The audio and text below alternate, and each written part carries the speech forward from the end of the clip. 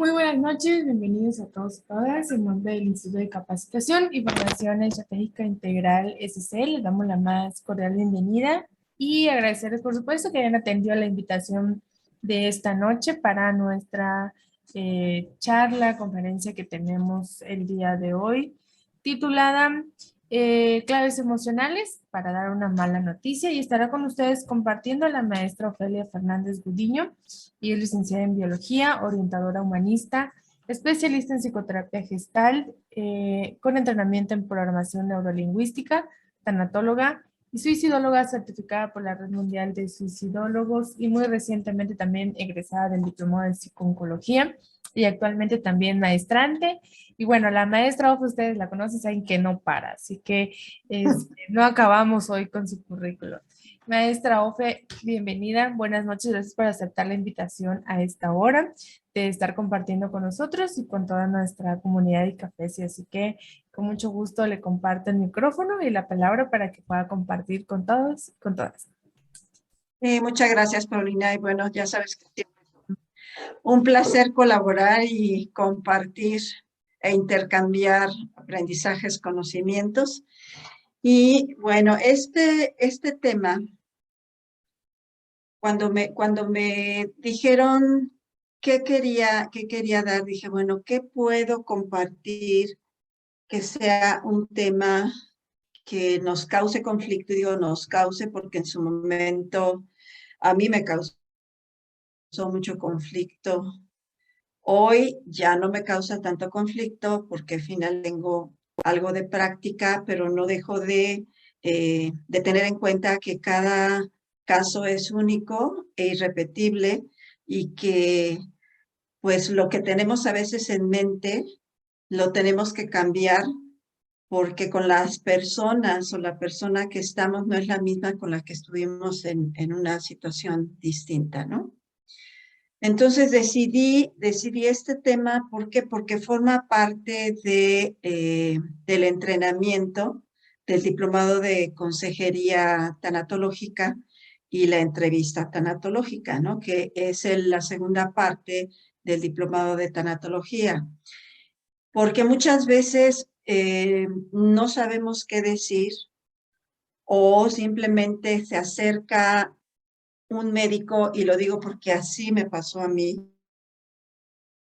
Yo estuve 2 años trabajando en el Hospital de Traumatología y Ortopedia de Lomas Verdes aquí en el Estado de México como voluntaria de tanatología, y me tocó que en algunas ocasiones los mismos médicos me decían a mí que yo fuera a la sala de urgencias, a la sala de espera de urgencias, a dar esa mala noticia, ¿sí? Esa mala noticia de que él o la paciente fuera de a cualquier edad, decirles pues que tenía muerte cerebral o que le quedaba poco tiempo de vida o que estaban en terapia intensiva y había que decirles a la familia que pues que se les iba a dar la posibilidad de pasar a despedirse uno por uno.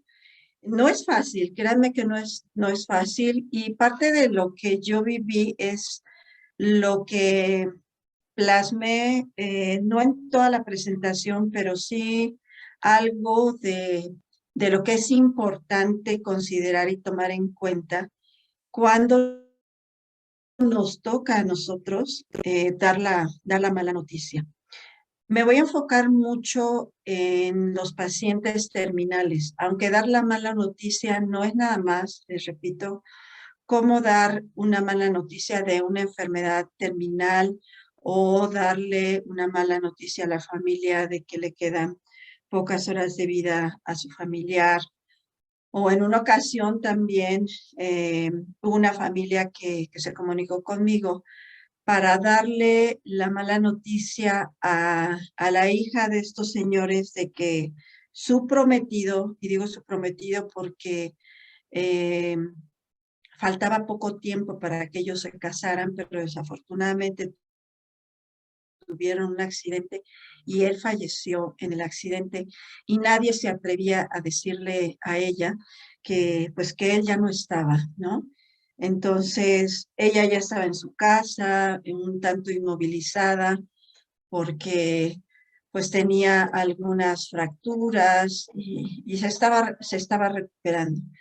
Ese fue para mí el primer contacto que yo tuve con el dar una mala noticia. Yo decía, Dios, ¿qué hago? ¿Qué hago? Y el sentimiento que primero se presentó en mí, pues fue el miedo. Entonces también voy a hablar un poco del miedo, porque el miedo nos puede paralizar, nos puede hacer decir o hacer cosas que, pues que definitivamente no son las adecuadas. Pero bueno, voy a empezar ya con la presentación. Y con toda confianza, si tienen alguna duda, alguna pregunta, y siempre les digo, yo no tengo inconveniente en que levanten aquí el icono de la manita y con mucho gusto yo les puedo contestar. Bueno, entonces comienzo con que el inicio del proceso de duelo, ¿sí? Va a comenzar cuando tenemos una pérdida, ¿sí? Y sabemos que ante una pérdida va a haber algunas manifestaciones que pueden ser cognitivas, pueden ser emocionales, pueden ser a través de nuestras conductas o a través de esta cuestión física de sentirnos cansados, cansadas, de estar demacrados. En fin, esas son las primeras manifestaciones que se producen cuando hay un duelo.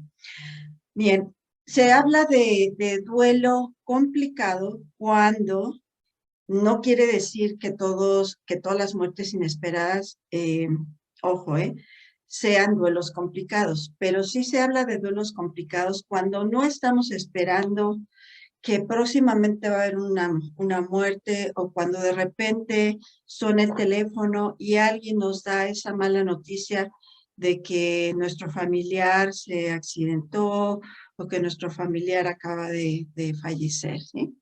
También se habla de duelos complicados en los niños, el duelo en los niños, porque también es difícil para ellos saber la noticia que puede causar un trauma que puede durar muchos años de su vida si es que no se trabaja.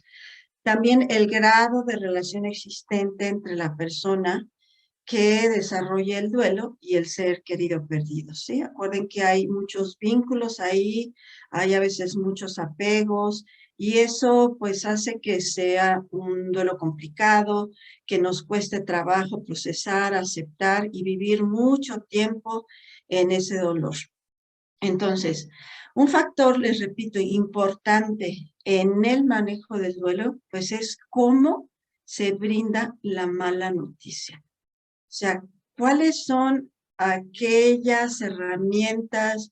¿Cuál es la mejor forma? ¿Cuál es el momento adecuado? O sea, hay muchas preguntas que nos hacemos cuando estamos estudiando este diplomado de ¿hay alguna guía? Y sí hay protocolos. Si ustedes se meten a internet, hay protocolos para dar las malas noticias. Sin embargo, les vuelvo a repetir, cada caso es único e irrepetible. Cada ser humano somos diferentes. ¿Sí? Entonces, sí hay protocolos, pero que no debemos de generalizar como si fueran recetas, porque también aquí entra una parte muy importante de cada uno, que es nuestra humanidad, ¿sí? ¿Cuáles son esas herramientas humanas con las que contamos para poder empatizar con el otro, los otros, y ser muy cautelosos, ser muy amorosos, y saber por dónde irnos acercando para que la noticia no sea una noticia que en lugar de ayudar, desayude. Entonces, por eso es importante hacer énfasis de la empatía, ¿no? Como lo acabo de mencionar, de la empatía de nosotros como emisarios, si es que a nosotros nos corresponden. Y yo les cuento otra experiencia mía. A mí me tocó darle la mala noticia a mi mamá de que mi hermano había fallecido, mi hermano el mayor.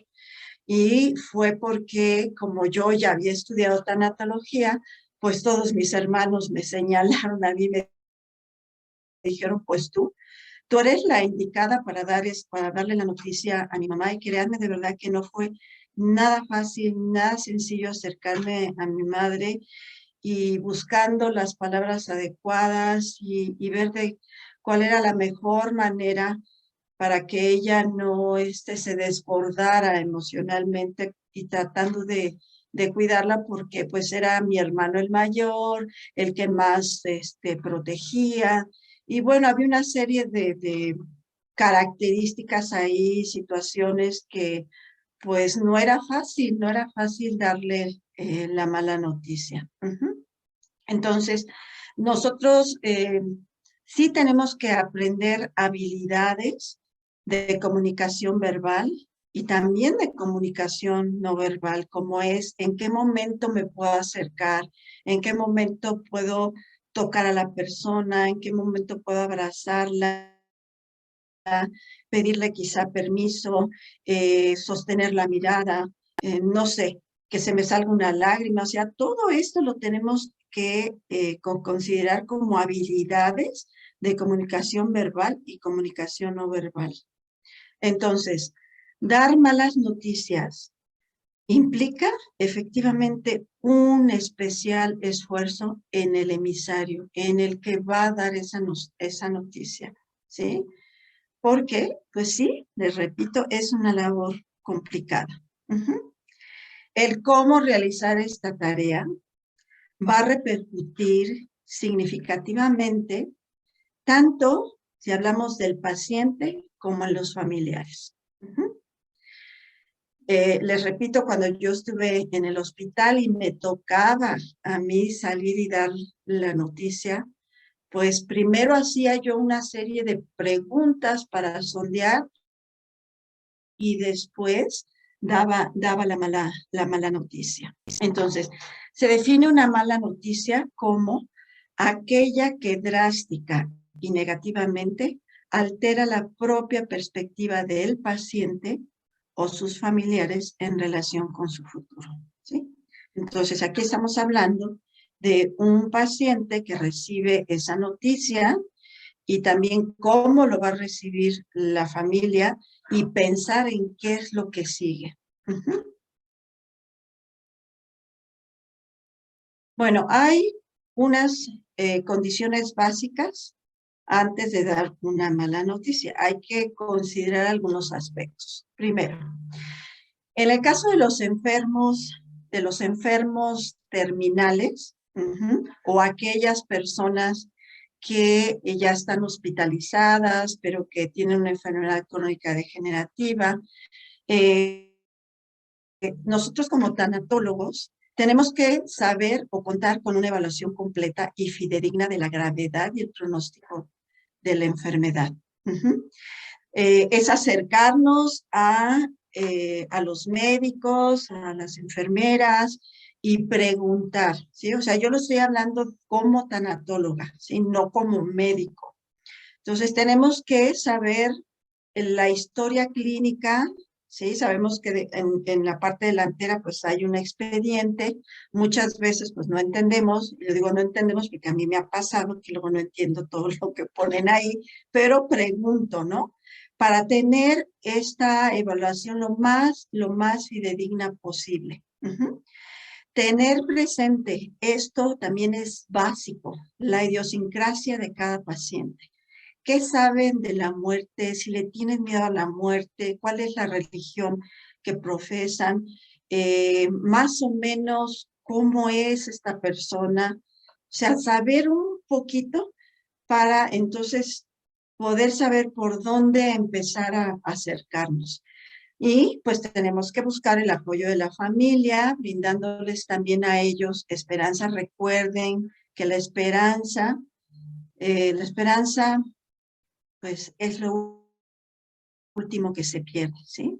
Y es muy básico, muy importante no mentir. No mentir, no crear fantasías o por querer salir nosotros bien de esa situación, inventarnos algo. Es lo peor que podemos hacer, ¿no? Y también valorar la relación médico-paciente. Les digo que en algunas ocasiones los mismos médicos eran los que me decían que yo los apoyara para dar esa mala noticia. Y había también a veces enfermos que decían, ay, no, es que ese médico a mí me cae muy gordo, es que esa doctora no la soporto. Y como que van creando empatía con las enfermeras o con el médico de guardia. Entonces, también es importante que esa persona que va a dar la mala noticia sea alguien que sea aceptado o aceptada por ese paciente. Bien, entonces yo les hablaba de este sentimiento tan común y tan frecuente que es el miedo. Y el miedo, ¿qué es lo que hace muchas veces? Provoca reacciones inadecuadas en todos los involucrados. Es como, chin, se me salió, es que no me di cuenta. Sí, porque estamos tan atrapados por el miedo que cometemos estos errores. Queremos proteger al enfermo, queremos proteger a la al familiar y de repente pues echamos todo a perder, ¿sí? ¿Y cómo podemos echar a perder esto? Y hay que considerarlo. Nuestra expresión corporal, nuestra expresión facial, mensajes a través de comunicación no verbal, ¿sí? Decimos una cosa, pero nuestro cuerpo está diciendo otra. Y el receptor o la receptora se da perfectamente cuenta de que algo le estamos ocultando. ¿Por qué? Porque nos conocen. O cuando el médico, la doctora, la enfermera, si el enfermo o la enferma hace una pregunta y hay una respuesta evasiva, pues entonces ahí algo no le está checando a nuestro familiar, ¿verdad? Otro punto a considerar son los comentarios del médico a otras personas escuchados por casualidad. A veces nos salimos del cuarto, pero no cerramos la puerta, no tomamos una distancia adecuada, o el médico, la doctora hablan muy fuerte, o la paciente está muy atento, muy atenta en lo que están diciendo. Ahora, afirmaciones directas por parte del personal, indiscreciones, porque llega a pasar. ¿Por qué? Porque no hay una comunicación clara entre la familia y entre las enfermeras, donde se les puede decir a las enfermeras, ¿sabe qué? Preferimos que no sepa nada. Y bueno, pues a veces suele pasar que o entra algún familiar al cual no se le advirtió algo y pum, de repente dice algo que le cae de peso a ese paciente o a esa paciente, ¿no? Comentarios también entre médicos escuchados por casualidad, ¿sí? ¿Por qué? Porque a veces llegan los médicos con los internos y comienzan a hablar del paciente y empiezan a hablar en su idioma médico, pero también hay muchos pacientes que saben de estos términos médicos, pero pues creemos que no lo saben, pero se dan cuenta que están hablando de ellos y que están hablando de que algo no está muy bien, ¿no? Afirmaciones directas por parte también de amigos, parientes, sacerdotes, abogados y hasta notarios. Porque han llegado a ir notarios? ¿Por qué? Porque ya se va a morir esta persona, pero se supone que hay algo ahí que la familia ha decidido no decir, ¿no? No decirle al paciente el estado en el que se encuentra, y a esto le llamamos nosotros conspiración del silencio. Pero, pues, les repito, a veces hay indiscreciones, ¿no? Entonces, aquí les pongo yo esta imagen. Sí, si ustedes se dan cuenta, ¿cuál será la razón más importante de todas estas que están aquí? Eso es para cada uno de ustedes. También tenemos el cambio de comportamiento de los demás hacia el enfermo, pues ahora lo tratamos de manera diferente, queremos complacerla o complacerlo en todo, estamos al tanto de sus signos vitales, de su respiración, en fin, comenzamos a comportarnos de otra manera y pues eso también crea cierto miedo en el enfermo de qué me están ocultando, qué no me quieren decir. El cambio en los tratamientos médicos, ¿por qué si me estaban dando este tratamiento, ahora me están dando un tratamiento más fuerte? El autodiagnóstico, que bueno, pues ahora ya todos a veces somos médicos y San Google, pues vamos en esa búsqueda de, a ver, yo escuché que la doctora o que el médico dijo esto, o mi familiar, pues me voy a poner a buscar. O anticipadamente ya hubo lectura de libros médicos, del historial clínico, ¿sí? El paciente se puede levantar y empezar a ver su historial clínico porque lo tiene ahí a la mano.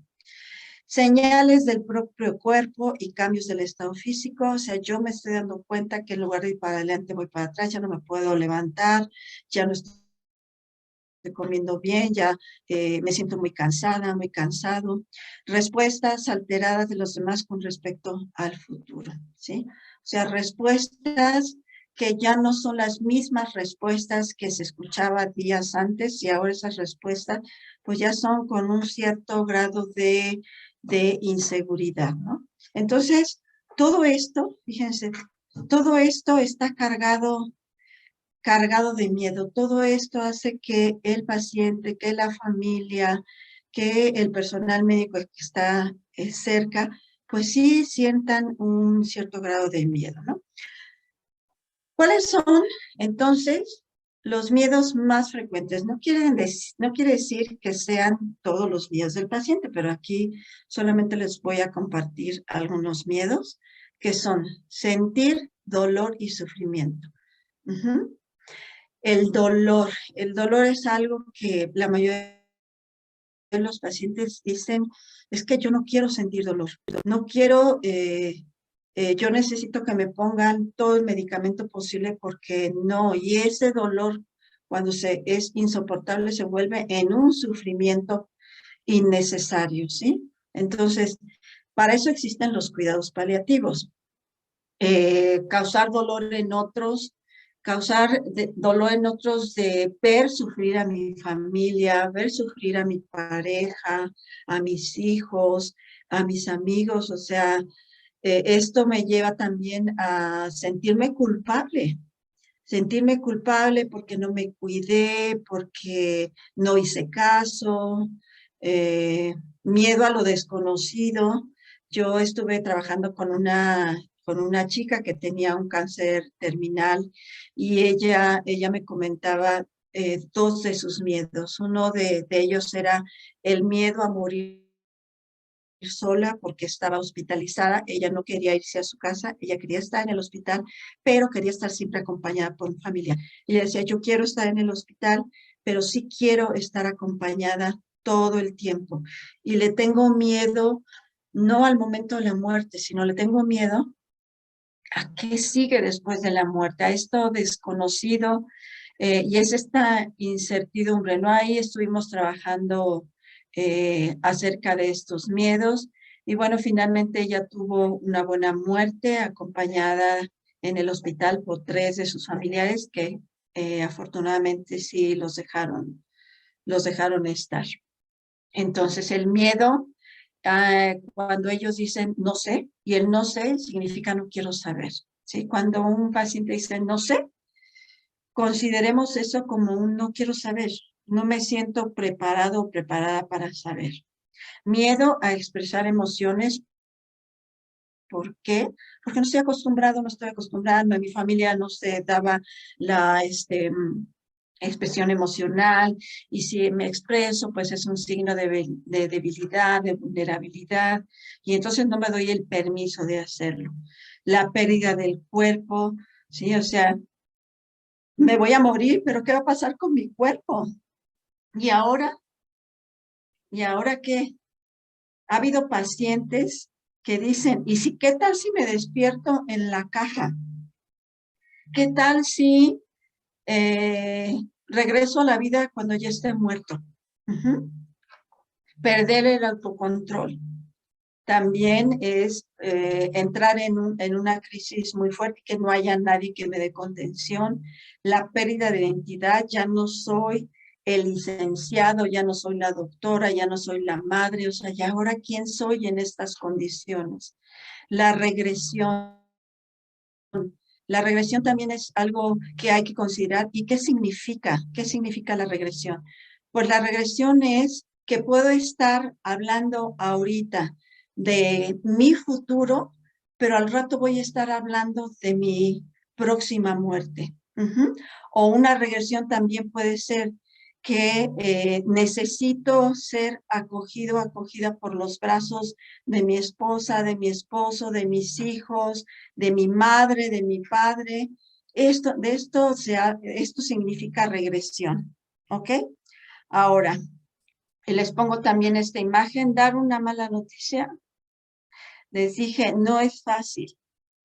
El dar una mala noticia eh, al médico le puede generar miedo a lo desconocido y al no sé, temor al fallo terapéutico y a problemas legales, miedo a causar dolor, dolor empático, miedo a expresar emociones e incluso miedo a la propia muerte. Y aquí lo vamos a ver. Obviamente también en los profesionales de la salud, les repito, existe ese miedo. Dolor empático, o sea, no voy a poder ser empático, tengo miedo a mi propia muerte porque esto me confronta con mi propia muerte. Conflicto de los profesionales sanitarios ante la muerte, ¿sí? O sea, por eso había médicos que yo ya conocía y que cuando a mí me tocaba estar en el hospital, hasta me buscaban para que yo los apoyara, doctoras y doctores, para que pudiera yo dar las malas noticias, ¿no? Porque finalmente todos somos humanos, a todos nos pega este tema de las malas noticias, de la muerte, la manera en cómo se pueda presentar la muerte, etcétera, ¿no? Miedo también, obviamente, en los familiares, el miedo a la pérdida de ser querido, el imaginar el sufrimiento del familiar, la posible situación de vulnerabilidad económica cuando el principal proveedor es quien está enfermo. Y ahora, ¿cómo le vamos a hacer con los gastos? No tenemos seguro de gastos médicos. ¿Quién nos va a poder echar la mano? Miedo también a lo desconocido y ahora qué va a pasar. Miedo a la soledad cuando la persona que va a fallecer es una persona pilar, pilar en esa familia. ¿Sí? La angustia, les repito, al futuro, ¿no? La angustia de ver a este familiar que ya no puedo hacer nada, y ese nada es entre comillas, porque siempre hay algo que hacer. En el acompañamiento siempre hay algo que hacer. Esto de ya no hay nada que hacer es totalmente falso. Siempre hay algo que hacer. ¿Por qué? Porque la vida no se acaba hasta que se acaba. Entonces, mientras haya vida, tenemos mucho, mucho que hacer, aunque nuestro familiar esté ya inconsciente, podemos seguirle hablando, podemos seguirle tocando, podemos seguirle cantando, podemos seguir platicando, porque se dice que el sentido del oído es el último que se pierde. Entonces, podemos seguir hablando y hablando y hablando para ir acompañando a esa persona. Ahora, factores que se ponen en juego para quien recibe la mala noticia. ¿Qué factores son? Puesta en peligro de las metas de la vida y los valores. O sea, esa persona que recibe la mala noticia se pone a pensar en qué, en esos proyectos, en esas metas que tenía, en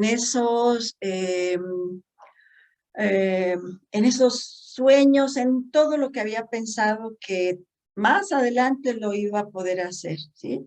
Y se ponen en juego también sus propios valores pues de la amistad, del amor, o sea, muchos valores se ponen en juego ahí, ¿no? Y esta persona también piensa en el futuro en cuanto a la pérdida de su autonomía, ¿sí? Y del control. Y podemos hablar aquí del control hasta de sus esfínteres. El control de sus movimientos, el control de su propia voz, el estar dependiendo ahora de los hijos, de las hijas, y que hay que en su momento pues cambiarles el pañal y todo lo que implica, ¿verdad? Amenazas al equilibrio emocional de sí mismo. ¿Qué es esto? La necesidad de enfrentarse con sentimientos de enojo, de cólera y otras emociones que se presentan como consecuencia de los otros estrés descritos, ¿sí? Entonces, sí estamos ante una persona que difícilmente expresa sus emociones.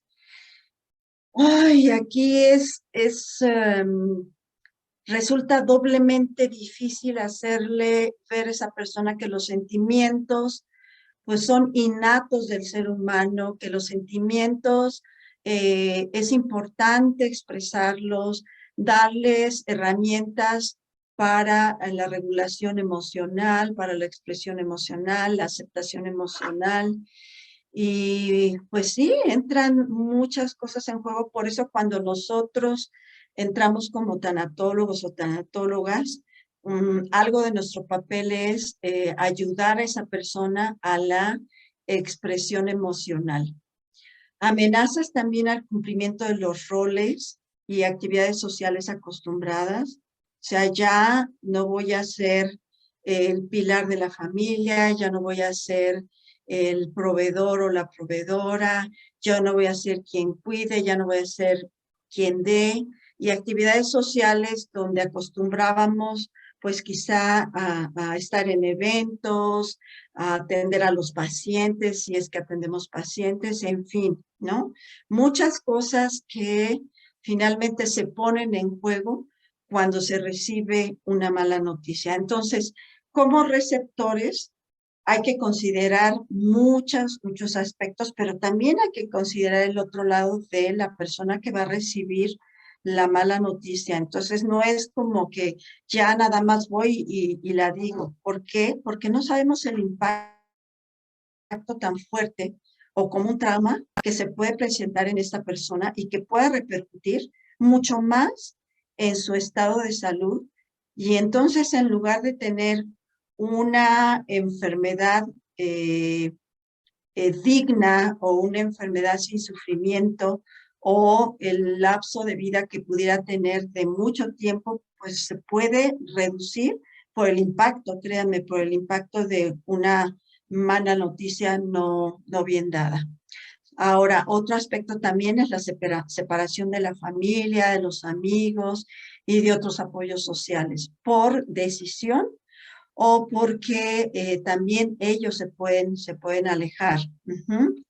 Pérdida de los roles sociales importantes, como lo mencioné, esta necesidad y que no estamos acostumbrados, creo que la mayoría no estamos acostumbrados a depender de otros, es difícil y sobre todo para los hombres. Amenazas que implican la necesidad de adaptarse a un nuevo ambiente físico o social en una cama de hospital, dentro de nuestro hogar, adecuar, o sea, yo he visto en la sala se puede poner la cama de hospital o se puede poner donde estaba el comedor para que la persona ya no tenga que subir y bajar. O sea, hay que adaptarse a lo que se presenta o lo que se va a presentar y eso crea también en el paciente mucha ansiedad, mucha culpa, mucha vergüenza, mucha impotencia. También quienes deciden estar en el hospital o tienen que estar en el hospital, pues adaptarse al marco del hospital, porque recuerden que las visitas no son siempre, cuando nosotros querramos las visitas, pues suelen ser espaciadas, ¿no? Problemas para comprender, ¿sí?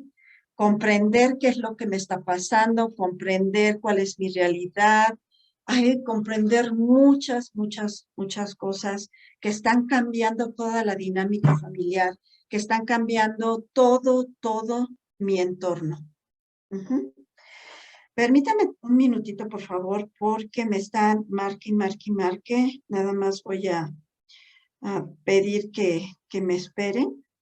Ok, perdón. ¿Cuáles son los objetivos entonces? ¿Qué es lo que se pretende en esta intervención notificación?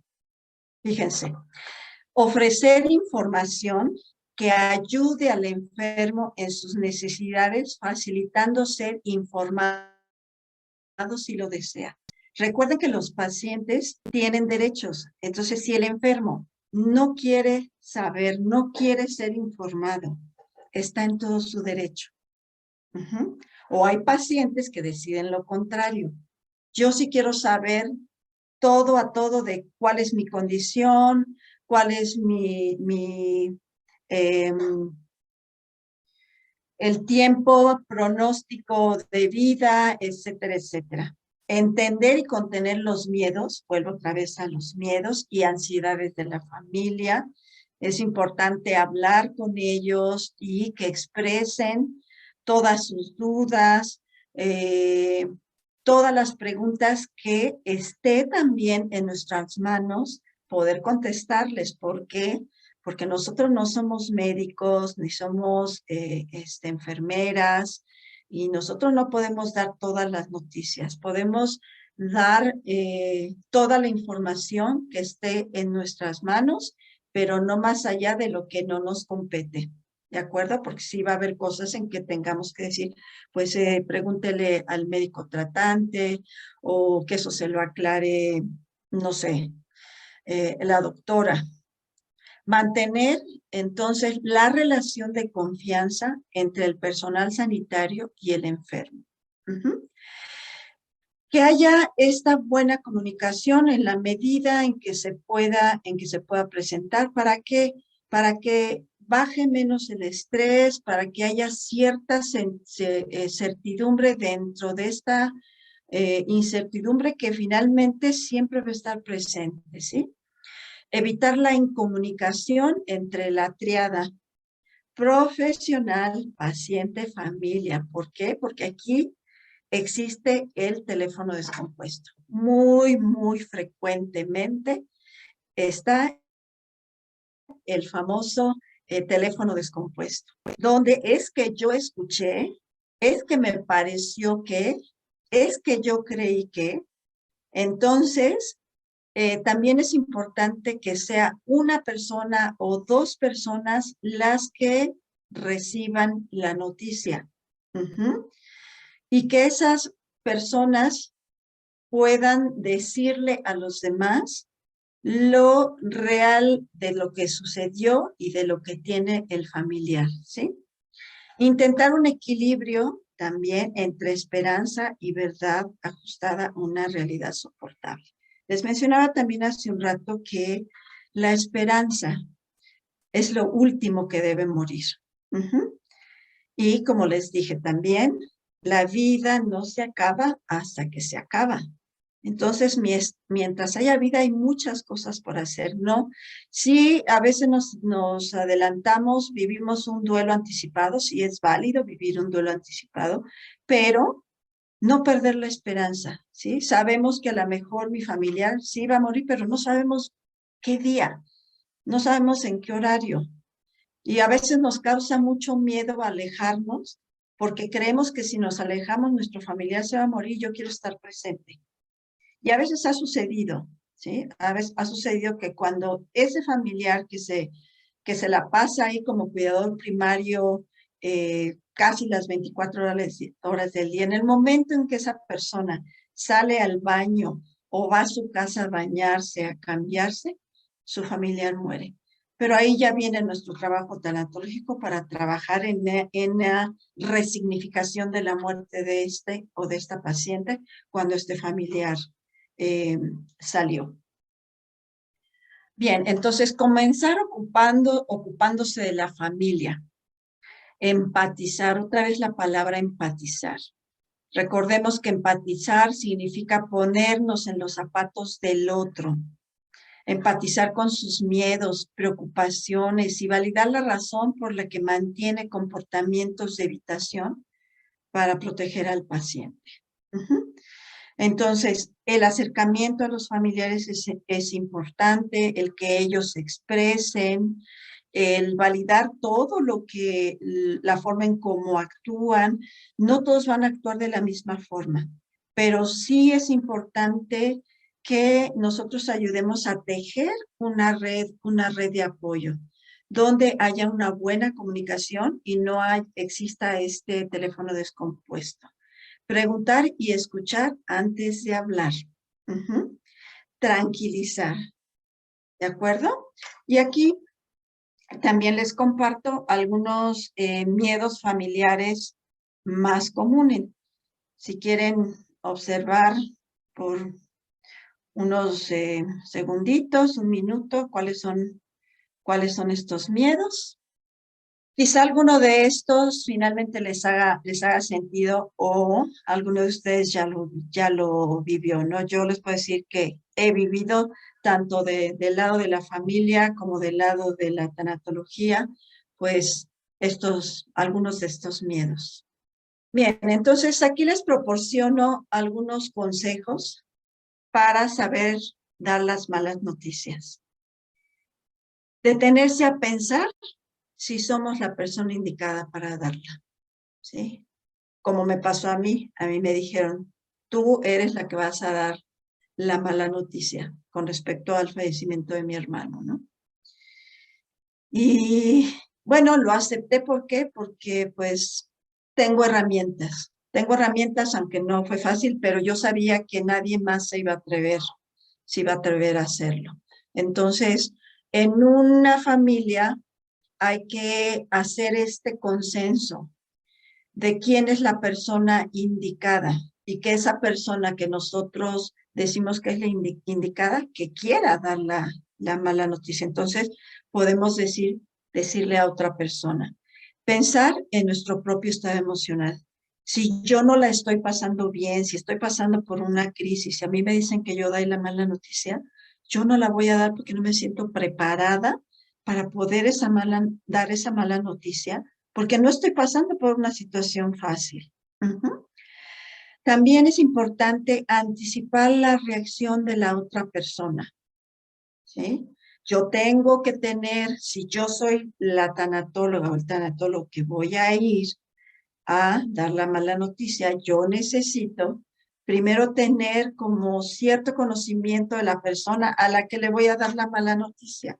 Y si es entre familiares, pues entonces, si ya conozco, yo ya sé cómo puede reaccionar y cómo puede recibir la mala noticia. Importante también elegir bien el momento. Quizá en un espacio de tranquilidad, en un espacio donde estemos la persona que va a recibir la mala noticia y yo, o estar junto con toda la familia. Sí, entonces sí es importante también no decir, pues, ay, ¿cómo va? No, elegir bien el momento. ¿Por qué? Porque esto es algo muy respetuoso. Buscar un contexto tranquilo y emocionalmente neutro. No vamos a ir a un lugar ruidoso, a un restaurante donde hay mucho escándalo, a dar una noticia de este tipo. O sea, no es el lugar adecuado porque tampoco es el lugar donde la persona o las personas pueden expresarse emocionalmente de la manera en cómo se pueden expresar en un espacio donde hay contención y donde hay seguridad emocional, ¿no? Mantener también cierta proximidad con la persona, o sea, tampoco invadir su espacio, pero tener sí cierta cercanía. También es importante sentarse ambos. ¿Por qué? Porque ha sucedido muchas veces cuando se da una mala noticia, esa persona se puede desmayar y pues puede tener un golpe muy fuerte. Sí ha llegado a pasar. Entonces, por eso se sugiere dentro de los protocolos que las noticias se den cuando estemos ambos o todos sentados. Ahora, ¿tocar o no tocar? Hay que preguntar. Te puedo tomar de la mano, te puedo dar un abrazo. Esto tenemos que preguntarlo. Y más si no conocemos muy bien a esa persona. A veces solemos ser muy invasivos porque creemos que todos quieren recibir un abrazo, pero la realidad es que no. Ujú. Empezar contando lo más importante, aunque sin brusquedad, ¿sí? Lo más importante. Y eso depende del caso, porque ustedes me podrán preguntar ahorita, ¿qué es lo más importante? Pues lo más importante va a ser lo que nosotros sepamos de esa persona. Ujú. Entonces, vamos a empezar contando lo más importante que nos hicieron saber. O si conocemos a la persona, ya sé por dónde empezar con la plática. Utilizar un lenguaje neutro y dar la información objetivamente. Reformular lo ocurrido si se puede. No implicarse emocionalmente si no es para confortar a la otra persona, ¿sí? Yo no me voy a poner en la misma sintonía siendo un espejo de esa persona, porque entonces ya no voy a ser objetiva, porque entonces ya me estoy fundiendo con la otra persona y ya no le estoy ayudando, ¿sí? Tenemos que considerar que yo soy yo y esa persona es esa persona, ¿sí? Yo soy yo y tú eres tú. Puedo ser empático o empática fundiéndome por un momento en tu sentir, imaginándome cómo te sientes, pudiendo percibir tus emociones, pero no me voy a quedar enganchado o enganchada, porque pues de lo que se trata es que yo sea una red de apoyo. Bien, les comparto también algunas reflexiones a la hora de informar al enfermo. Necesitamos estar absolutamente seguros de lo que vamos a decir y lo que vamos a hacer.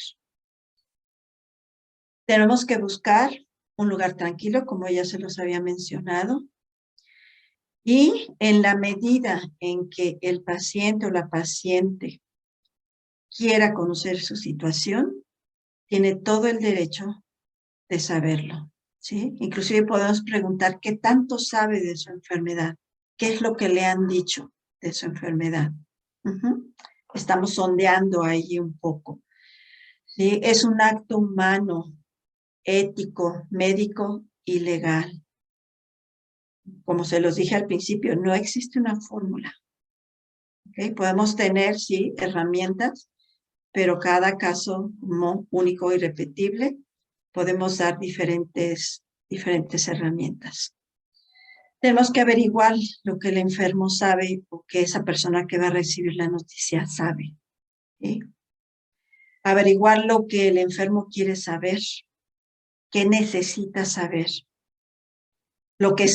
También lo que el enfermo está en condiciones de saber, de acuerdo a su propio estado emocional o de acuerdo al avance de su enfermedad. Esperar a que pregunte, ¿sí? También a veces es importante esperar a que el paciente o la paciente pregunte, ofrecer algo a cambio.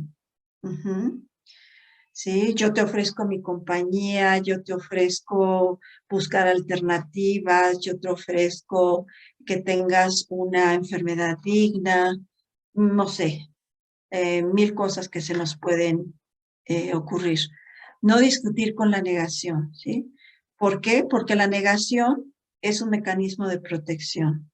Entonces no vamos a obligar al enfermo a que acepte su enfermedad. Es que usted o tú tienes que aceptar que estás enfermo. No, no discutir con la negación, aceptar que en ese momento está pasando por un duelo y que está en esta fase llamada negación. ¿Sí? Aceptar las ambivalencias. Les mencionaba que en algún momento puede hablar de un futuro y en algún otro momento puede hablar de contratar un servicio funerario, por ejemplo, o pedir los papeles que tiene por ahí guardados para hacer un testamento.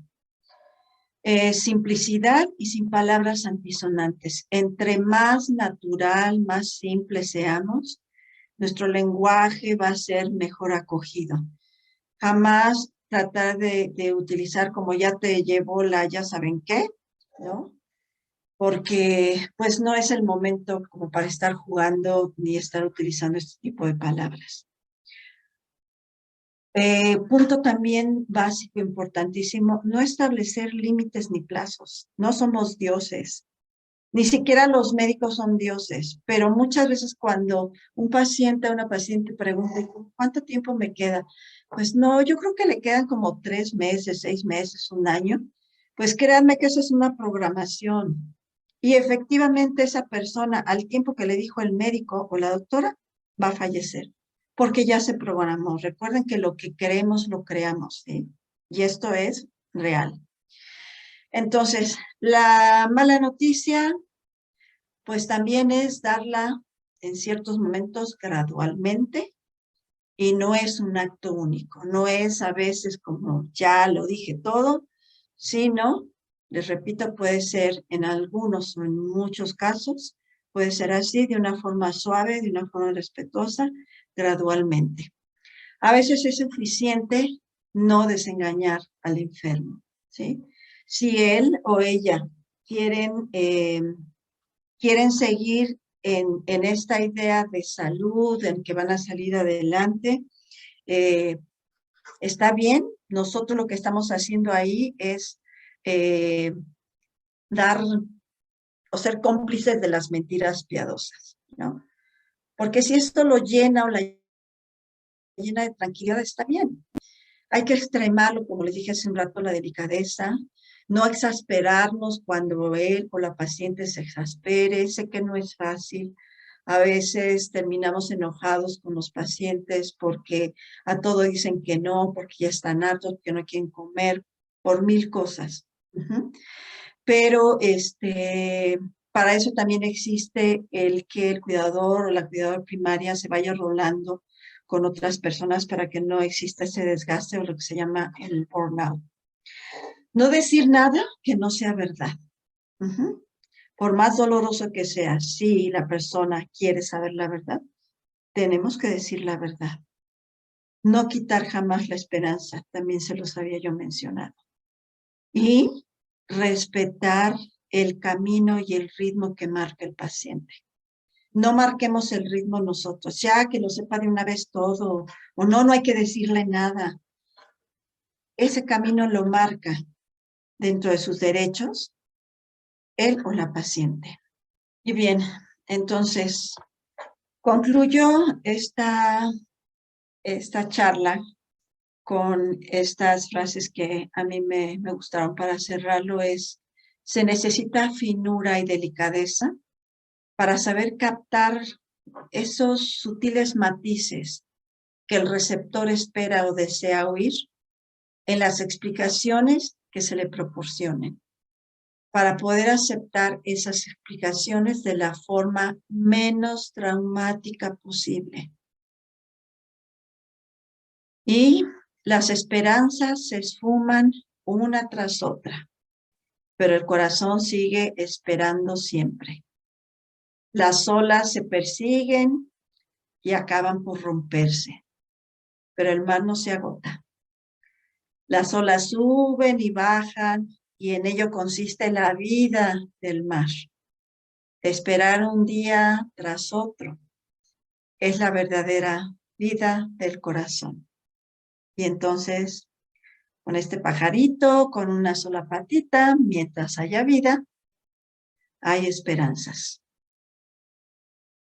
Bueno, pues yo les agradezco mucho su tiempo, el haberme escuchado. Como les mencioné, pues esto es una generalidad. Todo esto que yo les proporcioné en estos minutos, pues es solamente una probadita de lo que pueden ustedes recibir en este diplomado de acompañamiento tanatológico y cuidados paliativos. Muy bien, pues no sé si tengan alguna pregunta, si quieran hacer algún comentario. Sí, adelante Rosario, con mucho gusto. Bien, muchas gracias, buenas noches. Buenas Muy noches. agradable la conversación, muy profunda. Realmente utilizó usted muchos conceptos, diría yo, como que abarcó muchísimo para un tiempo tan pequeño, porque yo me quedo así como que todavía con muchas ganas de más, ¿sí? Ajá. Entonces, yo tenía dos preguntas, aparte de algo, hay una listita que usted coloca ahí en algunas diapositivas muy interesantes. Ajá. Eh, una pregunta, Adelante. este, desde su punto de vista y con experiencia, ¿cómo conceptualiza usted el miedo? ¿El miedo? El miedo. Bueno, el miedo es un sentimiento innato del ser humano, definitivamente. ¿Sí? No podemos decir que el miedo eh, lo inventamos. Existe un miedo natural que es el miedo de sobrevivencia, pero sí existe también un miedo creado de la fantasía. Y estos miedos Ahí, creados de la fantasía, ¿sí? ese. Son aquellos miedos que los vemos como grandes monstruos pero que no son una realidad. Entonces, cuando se habla del miedo, hay que ubicar a la persona en la realidad de que sí existe el miedo y que es importante hablar del miedo y poder enfrentar ese miedo. Ujú. Ajá. Sí, Esa es justamente como que lo que le quiero explicar. Cómo con una palabra de miedo existe tantísimo que hay que analizar en el ser humano. Como usted lo dijo, es innato del ser humano. Imposible no tener miedo. Justo, yo tenía miedo ahorita preguntarle, ¿sí? Y justo tenía miedo de hacerle esa pregunta. ¿Por qué? así. Porque quería practicar, quería experimentar, quería saber, ¿sí? Y pues bueno, me está dando la oportunidad y yo se lo agradezco. Otra preguntita por ahí. ¿Usted cree o considera que cuando uno tiene un duelo va acompañada una parte de depresión precisamente por ese sentimiento o no? Cuando existe un duelo, va acompañado de depresión. Sí, si existe un duelo, No, una no pérdida. necesariamente, porque Ok, recordemos que hablar de depresión ya desde el punto de vista médico es cuando ciertas conductas ya son repetitivas en un plazo mayor de 3 meses. Entonces sí ya podemos hablar de una depresión endógena. En tanatología se habla de depresión reactiva ante un evento, ajá, que es una depresión temporal. Pero sí hay ciertas conductas, ciertos sentimientos, ciertos aspectos que hay que tomar en cuenta para poder hablar de que ya hay una depresión, porque antes de ese tiempo podemos decir que hay una tristeza profunda, ok. ¿sí? Una tristeza muy profunda, pero que no, y con esa tristeza, pues, ¿qué nos pasa? Estamos con desgano, estamos queriendo dormir mucho tiempo, pero también esto puede ser temporal. Entonces, cuando se pasa un tiempo determinado, ya podemos hablar de que algo no está bien, ¿no? Y que la persona no ha avanzado en su duelo. Entonces, sí es probable que pueda ser esa persona valorada por un psiquiatra para poder determinar si ya está teniendo una depresión endógena. Ah, perfecto. Ujú. Muchas gracias, muy interesante. Y bueno, era únicamente probar tantito más de lo que usted sabe. Y sabe mucho. Y Muchas realmente gracias. muy satisfactorio. Gracias. Gracias, Rosario. Un abrazo. Muy bien. Bueno, si ya no hay más preguntas, pues les agradezco mucho su presencia. Y pues, no sé si ande por aquí. Muchas gracias. Cualquier cosa que necesiten, pues aquí estoy para servirles. Y pues yo ya los tengo que dejar, me tengo que ausentar porque tengo trabajo ahorita. Sí, maestra, no se preocupe. Entendemos que va con su paciente. Le agradecemos Así, muchísimo el bueno, tiempo. No se un beso preocupe. a todos y un abrazo. Pronto. Muchas gracias. Gracias, maestra. Gracias, Gracias. Sofe. Gracias. Bye. Gracias. Muchas Muchas gracias, Sofi. A Muchas ustedes. gracias. Bye. Bien, y como les mencionó la maestra hace un momento, estamos muy próximos ya a unos 2 días de iniciar el diplomado en Consejería Tanatológica y Cuidados Paliativos, precisamente donde se aborda muchos de estos temas que les estuvo ahorita platicando la maestra Ofi, pero obviamente más, con más espacio, más tiempo y más a profundidad. Para quienes estén interesados en formar parte e iniciar este proceso formativo, iniciamos el 10 de septiembre, el próximo sábado. El diplomado consta de 12 módulos, el tiempo son 6 meses, es totalmente en línea y son días sábados de 8 a 2 p.m. cada 15 días. Es decir, un sábado tenemos clases, uno descansamos, el siguiente retomamos y así nos vamos de forma sucesiva. Para este diplomado, a diferencia de los otros que no hay tanto un perfil de ingreso, aquí sí se les pide como requisito que ya tengan la formación en tanatología. No es necesario que lo hayan cursado con nosotros, pudieran haberlo llevado en algún otro instituto, pero sí es necesario que tengan ya ustedes los conocimientos básicos tanatológicos para trabajar aquí, ya únicamente los temas de la consejería, de las estrategias de abordaje, de acompañamiento que se da con los y las consultantes. Entonces, esta es una opción también para que ustedes puedan seguirse formando, seguir actualizándose en los temas. Así que si alguien está interesado, con mucho gusto le podemos compartir el temario y pues ya el grupo está prácticamente reunido, así que todavía quedan algunos lugares para que ustedes se puedan integrar. Por ahí ya hay varios compañeros que ya están inscritos, que ya están nada más para iniciar este próximo sábado. Así que por si a alguien le interesa, pues podemos ahí enviarle el temario.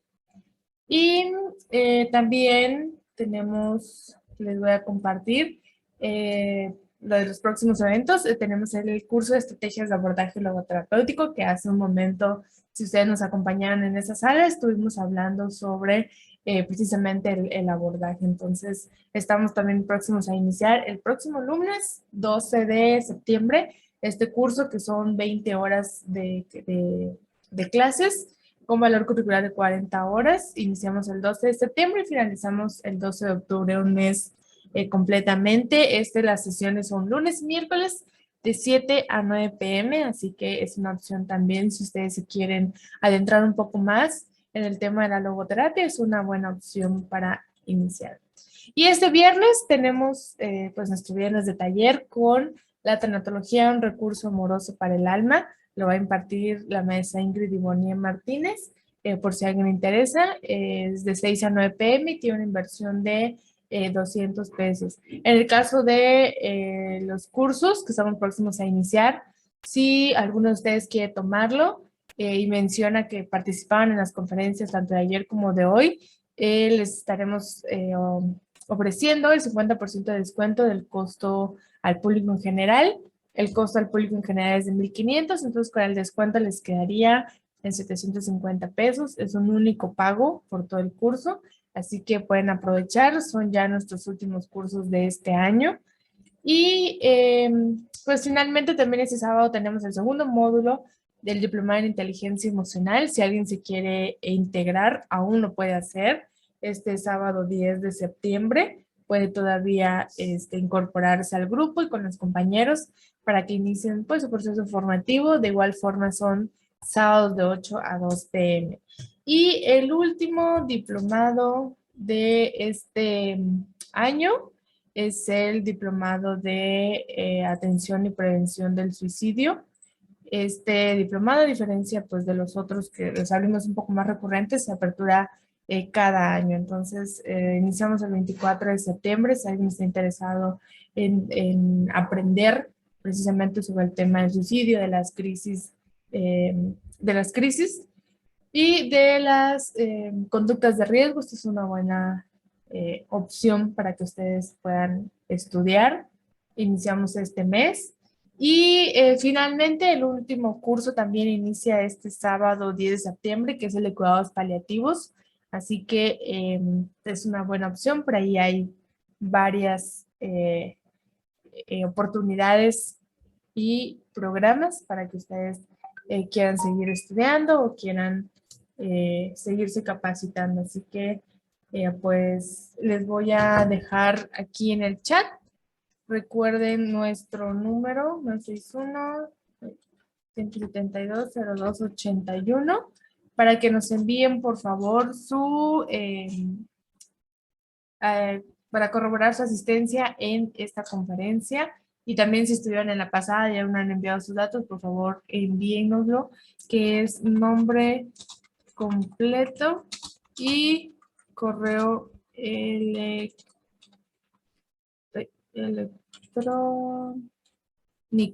Correcto. Para que en el transcurso de la siguiente semana les elaboren su constancia de participación y se los envíen a su correo electrónico, ¿sí?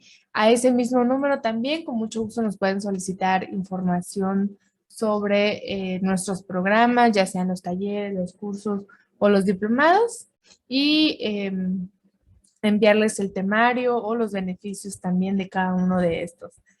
Cualquier duda que tengan, pues también recuerden que por ahí están nuestras 3 líneas que tenemos disponibles para ustedes. Así que a continuación nos tomamos la fotito, si gustan y pueden prender su camarita. Entonces, nuevamente agradecerles que se hayan dado el tiempo y la oportunidad de participar en estas actividades de hoy y seguro que nos vemos pronto en algún otro espacio formativo. Muchas gracias, que tengan buena noche y descansen. Y pues por ahí nos Gracias, vemos Pau. el sábado. Adiós, Ceci. Gracias. Bonita noche, gracias. Gracias. Bye. Nos vemos, un abrazo, bye. Hasta luego. Hasta luego, Isa.